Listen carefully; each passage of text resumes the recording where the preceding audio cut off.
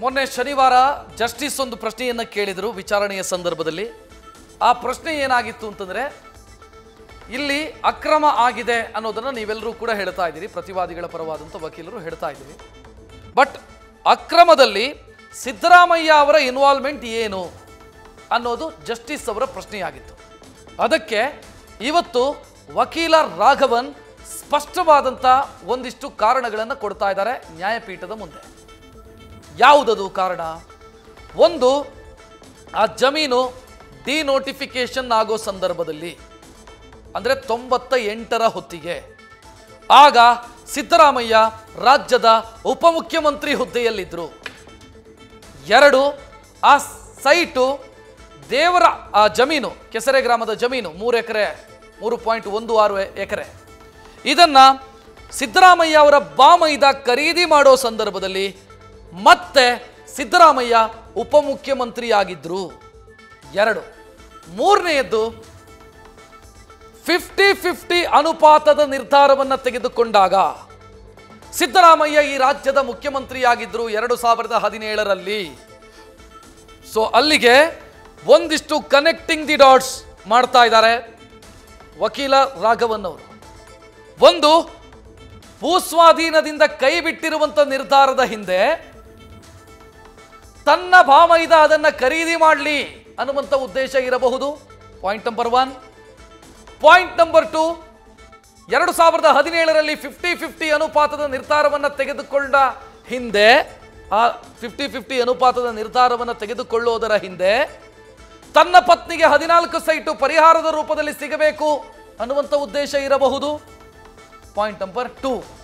So ಇದು ತನಿಖೆಯ ನಂತರವಷ್ಟೇ ಗೊತ್ತಾಗಬೇಕಿದೆ ಅನ್ನೋದು ರಾಘವನ್ ಅವರ ಒಟ್ಟು ವಾದದ ತಿರುಳು. ನೆಕ್ಸ್ಟ್, ಇನ್ನು ಗವರ್ನರ್ ಅವರು ಸ್ಯಾಂಕ್ಷನ್ ಕೊಟ್ಟಿರೋ ವಿಚಾರಕ್ಕೆ ಸಂಬಂಧಿಸಿದಂತೆಯೂ ಕೂಡ ಅವರು ವಾದಿಸ್ತಾ ಇದ್ದಾರೆ. 2017ರಲ್ಲಿ ಸಿದ್ದರಾಮಯ್ಯ ಮುಖ್ಯಮಂತ್ರಿ ಆಗಿದ್ದಾಗ ಎಲ್ಲ ಆಗಿದೆ, ಎಲ್ಲವೂ ಕೂಡ ಸಿಎಂ ಪತ್ನಿಯ ಅರ್ಜಿಗೆ ಏನು ಬೇಕೋ ಹಾಗೆ ನಿರ್ಧಾರವನ್ನು ತೆಗೆದುಕೊಳ್ಳಲಾಗಿದೆ. ಅಲ್ಲಿ ಅವರ ಪತ್ನಿ ಪರಿಹಾರವನ್ನು ಕೇಳ್ತಾರೆ. ಸೊ ಇದನ್ನ ರಾಘವನ್ ಅವರು ಪ್ರಸ್ತಾಪಿಸಿದಾಗ ಜಸ್ಟಿಸ್ ಹೇಳ್ತಾರೆ, ಸಾಲಿಸಿಟರ್ ಜನರಲ್ಲು ಗವರ್ನರ್ ಅವರ ನಿರ್ಧಾರದ ಬಗ್ಗೆ, ಅವರು ತೆಗೆದುಕೊಂಡಂಥ ನಿರ್ಣಯದ ಬಗ್ಗೆ, ನಿರ್ಧಾರದ ಬಗ್ಗೆ, ತೀರ್ಮಾನದ ಬಗ್ಗೆ ಅವರು ಈಗಾಗಲೇ ಅಭಿಪ್ರಾಯ ಮಂಡಿಸಿದ್ದಾರೆ ಅಂತ ಹೇಳ್ತಾರೆ. ಸೊ ನಾನು ಅದನ್ನು ರಿಪೀಟ್ ಮಾಡಲ್ಲ, ಬೇರೆ ಪಾಯಿಂಟ್ ರೈಸ್ ಮಾಡ್ತೀನಿ ಅಂತ ರಾಘವನ್ ಹೇಳ್ತಾ ಇದ್ದಾರೆ.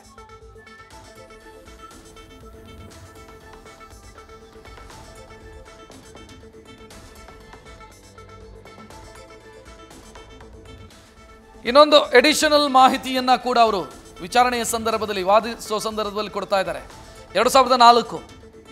2004ರಲ್ಲಿ ಭೂಮಿ ಪರ್ಚೇಸ್ ಮಾಡಿದ್ರಲ್ಲ ಸಿದ್ದರಾಮಯ್ಯ ಅವರ ಬಾಮೈದ, ಆಗ ಸಿದ್ದರಾಮಯ್ಯ ಮೈಸೂರು ಡಿಸ್ಟ್ರಿಕ್ಟ್ ಇನ್ಚಾರ್ಜು ಕೂಡ ಉಪಮುಖ್ಯಮಂತ್ರಿಯಾಗಿದ್ದುಕೊಂಡು ಮೈಸೂರು ಜಿಲ್ಲೆಯ ಉಸ್ತುವಾರಿಯೂ ಆಗಿದ್ದರು. ಜಮೀನು ಅಂದರೆ ಜಮೀನನ್ನು ಪರ್ಚೇಸ್ ಮಾಡೋ ಸಂದರ್ಭದಲ್ಲಿ ಮತ್ತು ಕನ್ವರ್ಷನ್ ಆಗೋ ಸಂದರ್ಭದಲ್ಲಿ, ಅಂದರೆ ಭೂ ಪರಿವರ್ತನೆ ಆಯ್ತಲ್ಲ, ಮೂಡ ಆಲ್ರೆಡಿ ಡೆವಲಪ್ ಮಾಡಿರುವಂಥ ಜಮೀನನ್ನು ಕೃಷಿ ಭೂಮಿ ಅಂತ ಪರ್ಚೇಸ್ ಮಾಡಿ, ಈ ಕೃಷಿ ಭೂಮಿಯನ್ನು ನನಗೆ ವಾಣಿಜ್ಯ ಉದ್ದೇಶಕ್ಕಾಗಿ ಭೂ ಪರಿವರ್ತನೆ ಮಾಡಿಕೊಡಿ ಅಂತ ಸಿದ್ದರಾಮಯ್ಯ ಅವರ ಬಾಮೈದ ಮನವಿ ಮಾಡಿಕೊಂಡ್ರಲ್ಲ, ಅರ್ಜಿ ಹಾಕೊಂಡ್ರಲ್ಲ, ಆಗ DC ಮತ್ತು ತಹಶೀಲ್ದಾರ್ ಸ್ಪಾಟ್ ವಿಸಿಟ್ ಮಾಡಿದ್ರಲ್ಲ 2005ರಲ್ಲಿ. ಆಗ ಸಿದ್ದರಾಮಯ್ಯ ಈ ರಾಜ್ಯದ ಉಪಮುಖ್ಯಮಂತ್ರಿಯೂ ಹೌದು, ಮೈಸೂರು ಜಿಲ್ಲಾ ಉಸ್ತುವಾರಿ ಸಚಿವರು ಕೂಡ ಹೌದು. ಸೊ ಅಧಿಕಾರಿಗಳು ಯಪ್ರ ನಿರ್ಧಾರವನ್ನು ತೆಗೆದುಕೊಂಡಿದ್ದಾರೆ. ಅದರ ಹಿಂದೆ ಯಾರು ಇನ್ಚಾರ್ಜ್ ಆಗಿದ್ರು? ಡಿಸ್ಟ್ರಿಕ್ಟ್ ಇನ್ಚಾರ್ಜ್ ಆಗಿದ್ದಿದ್ದು ಯಾರು? ಯಾರು ಉಪಮುಖ್ಯಮಂತ್ರಿ ಆಗಿದ್ರು? ಸೊ ಇದನ್ನು ರಾಘವನ್ ಪ್ರಸ್ತಾಪಿಸ್ತಾ ಇದ್ದಾರೆ.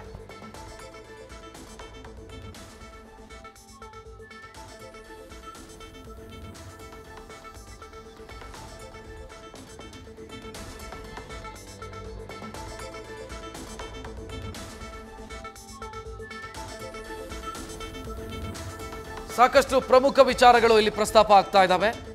ಮೊನ್ನೆ ಮಣಿಂದರ್ ಸಿಂಗ್ ಅವರು ಏನು ವಾದ ಮಂಡಿಸಿದ್ರು, ಅದರ ಮುಂದುವರಿದ ಭಾಗವಾಗಿ ಸಿದ್ದರಾಮಯ್ಯ ಇನ್ವಾಲ್ವ್ಮೆಂಟ್ನ ಬಗ್ಗೆ ಇವತ್ತು ರಾಘವನ್ನ ಒಂದಿಷ್ಟು ಗಂಭೀರ ಪ್ರಮುಖ ವಿಚಾರಗಳನ್ನು ಪ್ರಸ್ತಾಪಿಸಿದ್ದಾರೆ. ತನಿಖೆ ಯಾಕಾಗಬೇಕು ಅನ್ನೋದನ್ನು ನ್ಯಾಯಪೀಠವನ್ನು ಕನ್ವಿನ್ಸ್ ಮಾಡಬೇಕಾದಂಥ ಅಗತ್ಯ ಪ್ರತಿವಾದಿಗಳ ಪರ ವಕೀಲರದು. ಪ್ರತಿವಾದಿಗಳು ಅಂತಂದರೆ ಈ ಕೇಸಿನ ದೂರುದಾರರು, ಅದು ಸ್ನೇಹಮಯಿ ಕೃಷ್ಣ, ಪ್ರದೀಪ್ ಕುಮಾರ್, ಮತ್ತೊಬ್ಬರು TJ ಅಬ್ರಹಾಂ. ಇವರ ಪರ ವಕೀಲರು ಕನ್ವಿನ್ಸ್ ಮಾಡಬೇಕಾಗಿರುವಂಥ ಜವಾಬ್ದಾರಿ ಅವರು. ಅಥವಾ ಕನ್ವಿನ್ಸ್ ಮಾಡಿದರೆ ಮಾತ್ರ ತನಿಖೆಗೆ ಗ್ರೀನ್ ಸಿಗ್ನಲ್ ಸಿಗಬಹುದು, ಅಥವಾ ಗವರ್ನರ್ ಕೊಟ್ಟಿರುವಂಥ ಸ್ಯಾಂಕ್ಷನ್ಗೆ ಗ್ರೀನ್ ಸಿಗ್ನಲ್ ಸಿಗಬಹುದು. ಸೊ ಅದನ್ನು ಈಗ ಪ್ರತಿವಾದಿಗಳ ಪರ ವಕೀಲರು ಮಾಡ್ತಾ ಇರೋದನ್ನು ನೋಡ್ತಾ ಇದ್ದೀರಿ. ಬಹಳ ಪ್ರಬಲವಾಗಿ ಯಾಕೆ ತನಿಖೆ ಆಗಬೇಕು ಅನ್ನೋದಕ್ಕೆ ಕಾರಣಗಳ ಸಹಿತ ವಿವರಿಸ್ತಾ ಇದ್ದಾರೆ.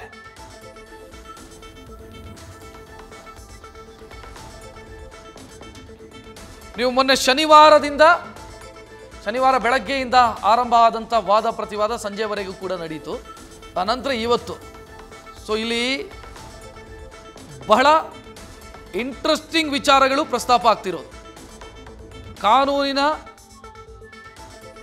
ಕಾನೂನಿನಲ್ಲಾಗಿರುವಂಥ ಲೋಪದೋಷಗಳು ಯಾವ ರೀತಿ ಆಗಿದ್ದಾವೆ ಈ ವ್ಯವಹಾರದಲ್ಲಿ ಅನ್ನೋದನ್ನು ಹಿರಿಯ ವಕೀಲರು ದಾಖಲೆಗಳ ಸಮೇತ, ಸಾಕ್ಷಿಗಳ ಸಮೇತ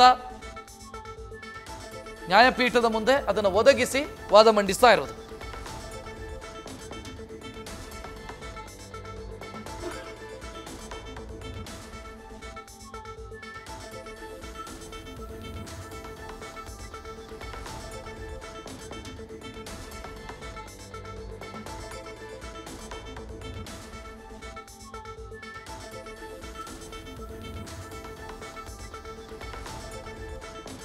ನೆಕ್ಸ್ಟ್ ಇವರ ವಾದ ಮುಕ್ತಾಯ ಆದ ನಂತರ ಅಭಿಷೇಕ್ ಮನು ಸಿಂಘ್ವಿ ಇದೆಲ್ಲದಕ್ಕೂ ಕೂಡ ಪ್ರತಿವಾದವನ್ನು ಮಂಡಿಸೋದಕ್ಕಿದ್ದಾರೆ. ಅದು ಕೂಡ ಬಹಳ ಕುತೂಹಲಕಾರಿಯಾಗಿರುತ್ತೆ.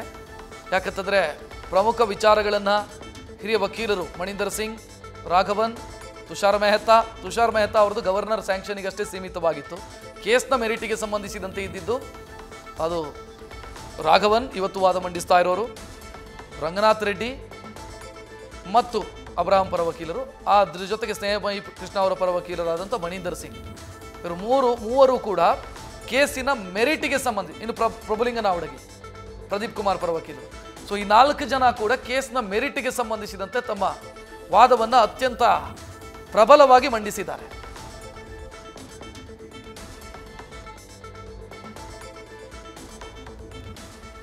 ಗವರ್ನರ್ ಸ್ಯಾಂಕ್ಷನ್ ಕೊಟ್ಟಿರೋ ಬಗ್ಗೆಯೂ ಕೂಡ ರಾಘವನ್ ಅವರು ವಾದಿಸ್ತಾ ಇದ್ದಾರೆ. ರಾಜ್ಯಪಾಲರ ಆದೇಶವನ್ನು ಸೂಕ್ಷ್ಮವಾಗಿ ಗಮನಿಸಿದರೆ ಗವರ್ನರ್ ತಮ್ಮ ವಿವೇಚನೆಯನ್ನು ಬಳಸಿದ್ದಾರೆ ಅನ್ನೋದು ಗೊತ್ತಾಗುತ್ತೆ. ಆದರೆ ಅರ್ಜಿದಾರರು ಪೂರ್ವಗ್ರಹ ನಿರ್ಧಾರ ಅಂತ ಹೇಳಿದರು, ಪ್ರೆಜುಡಿಸ್ಡ್ ತೀರ್ಮಾನ ಇದು ಅಂತ ಹೇಳಿದರು.